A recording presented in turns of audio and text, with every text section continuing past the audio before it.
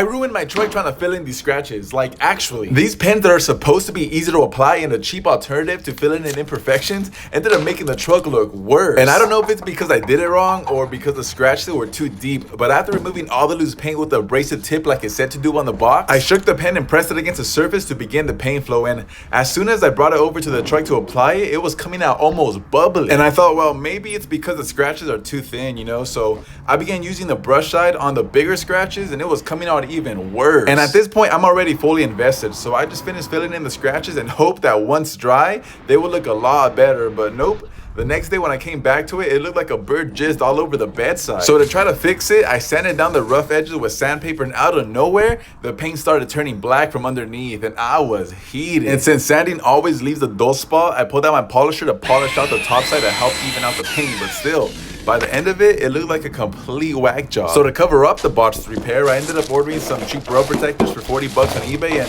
that just goes to show that not everything works out the way you expect it, you know? Some days things work out perfectly and some days you're stuck scratching your head. But at the end of the day, I think it actually worked in my favor because now I can throw stuff in my bed without having to worry about scratching the paint. So I guess the lesson here is that not every failure or defeat is a setback, you know? Sometimes it's just a detour to a better outcome.